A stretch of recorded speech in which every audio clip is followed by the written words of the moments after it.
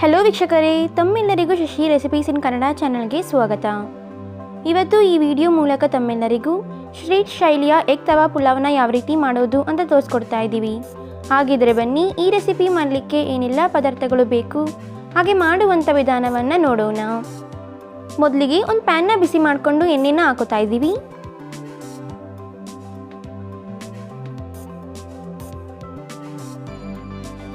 ಎಣ್ಣೆ ಬಿಸಿಯಾದ ನಂತರ ಈರುಳ್ಳಿನ ಹಾಕೋತಾ ಇದ್ದೀವಿ.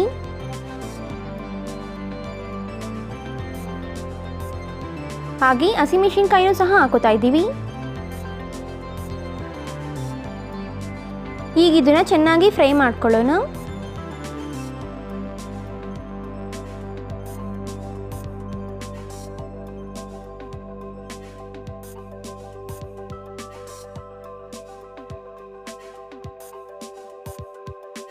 ಚೆನ್ನಾಗಿ ಫ್ರೈ ಮಾಡಿದ ನಂತರ ಶುಂಠಿ ಬೆಳ್ಳುಳ್ಳಿ ಪೇಸ್ಟ್ನು ಸಹ ಹಾಕ್ಕೊಂಡು ಫ್ರೈ ಮಾಡ್ಕೋತಾ ಇದ್ದೀವಿ.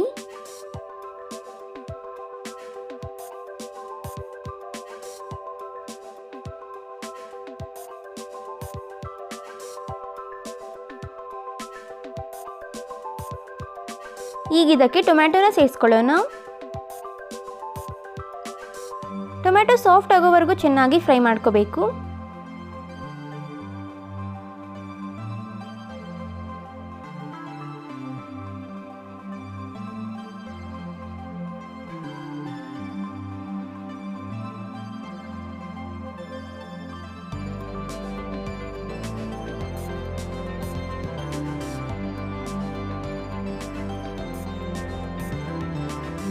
ಟೊಮ್ಯಾಟೊ ಸಾಫ್ಟ್ ಆದ ನಂತರ ಅರಿಶಿಣನ ಹಾಕೋತಾ ಇದ್ದೀವಿ.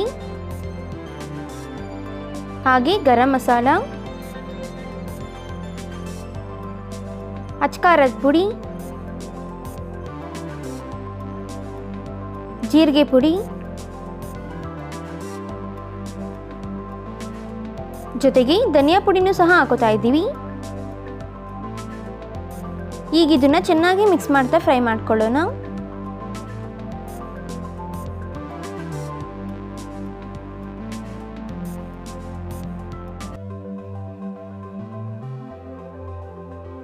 ನಂತರ ಸ್ವಲ್ಪ ನೀರನ್ನ ಸೇರಿಸ್ಕೊಂಡು ಫ್ರೈ ಮಾಡ್ಕೊಳ್ಳೋಣ. ಈ ರೀತಿ ನೀರು ಹಾಕೋದ್ರಿಂದ ಮಸಾಲೆ ಎಲ್ಲ ಅನ್ನಕ್ಕೆ ಚೆನ್ನಾಗಿ ಹಿಡಿಯುತ್ತೆ.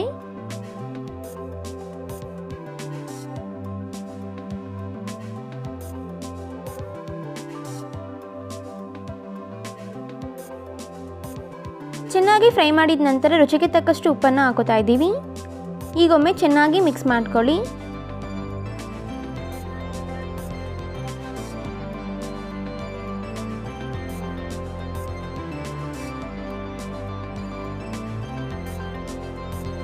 ನಂತರ ಮೊಟ್ಟೆಗಳನ್ನ ಸೇರಿಸ್ಕೊಳ್ಳೋಣ.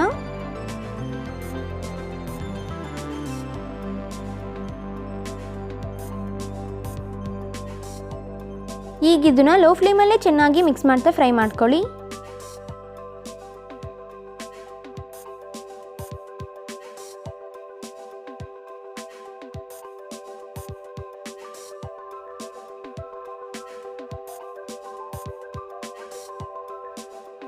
ಮೊಟ್ಟೆಯಲ್ಲಿರುವಂತಹ ಹಸಿ ವಾಸನೆ ಹೋಗೋವರೆಗೂ ಚೆನ್ನಾಗಿ ಮಿಕ್ಸ್ ಮಾಡ್ತಾ ಫ್ರೈ ಮಾಡ್ಕೋಬೇಕು.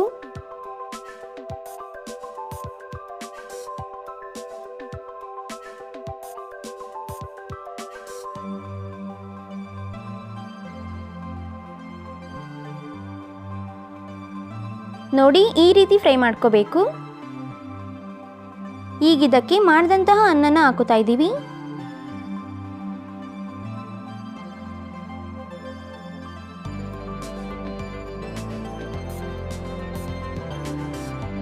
ಜೊತೆಗೆ ಮೇಲ್ಗಡೆ ಸ್ವಲ್ಪ ಕೊತ್ತಂಬರಿ ಸೊಪ್ಪನ್ನು ಸಹ ಹಾಕೋತಾ ಇದ್ದೀವಿ.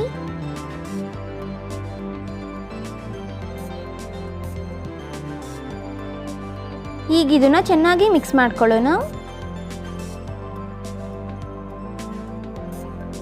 ಮಸಾಲೆ ಎಲ್ಲ ಅನ್ನಕ್ಕೆ ಬೆರೆಯೋ ಥರ ಮಿಕ್ಸ್ ಮಾಡ್ಕೋಬೇಕು.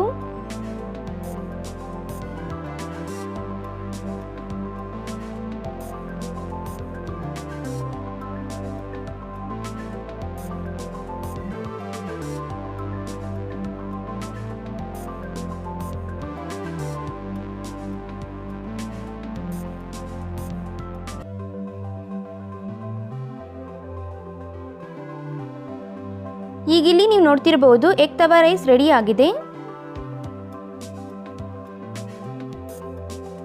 ನಂತರ ಒಂದು ಹಂಚನ್ನ ಬಿಸಿ ಮಾಡಿಕೊಂಡು ಈ ರೀತಿ ಎಣ್ಣೆನ ಹಾಕೋತಾ ಇದ್ದೀವಿ.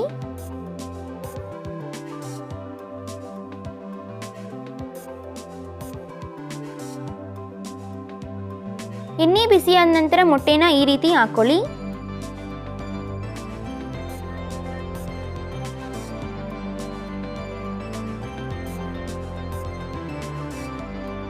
ಈಗ ಮೇಲ್ಗಡೆ ಸ್ವಲ್ಪ ಅಚ್ಕಾರದ ಪುಡಿನ ಸೇರಿಸ್ಕೊಳ್ಳೋಣ.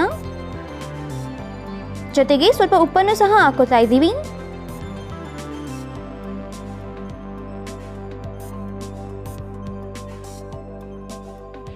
ಈಗ ಇದನ್ನ 2 ಸೈಡ್ ಚೆನ್ನಾಗಿ ಫ್ರೈ ಮಾಡ್ಕೊಳ್ಳಿ. ಈಗಿಲ್ಲಿ ಆಮ್ಲೆಟ್ ಸಹ ರೆಡಿ ಆಗಿದೆ. ನೋಡಿದ್ರಲ್ಲ ವೀಕ್ಷಕರೇ, ಈಸಿಯಾಗಿ ಮನೆಯಲ್ಲೇ ಸ್ಟ್ರೀಟ್ ಶೈಲಿಯ ಎಗ್ ತವಾ ಪುಲಾವ್ನ ಯಾವ ರೀತಿ ಮಾಡಬಹುದು ಅಂತ. ಹಾಗಿದ್ರೆ ಇವತ್ತು ನಾವು ಮಾಡಿ ತಿಳಿಸಿಕೊಟ್ಟಂತಹ ಈ ರೆಸಿಪಿ ತಮ್ಮೆಲ್ಲರಿಗೂ ಇಷ್ಟ ಆಗಿದೆ ಅಂತ ಅನ್ಕೊತೀನಿ. ಇಷ್ಟ ಆಗಿದ್ರೆ ಈ ವಿಡಿಯೋಗೊಂದು ಲೈಕ್ ಕೊಡಿ. ಹಾಗೆ ತಮ್ಮ ಅನಿಸಿಕೆ ಅಭಿಪ್ರಾಯಗಳನ್ನ ಕಮೆಂಟ್ ಬಾಕ್ಸಲ್ಲಿ ಕಮೆಂಟ್ ಮಾಡಿ. ಅಷ್ಟೇ ಅಲ್ಲ, ಈ ವಿಡಿಯೋನ ಮತ್ತೊಬ್ಬರಿಗೂ ಹೆಲ್ಪ್ ಆಗೋ ಹೋಗಿ ಶೇರ್ ಮಾಡಿ ಅಂತ ಕೇಳ್ಕೊತಾ ಇದ್ದೀನಿ.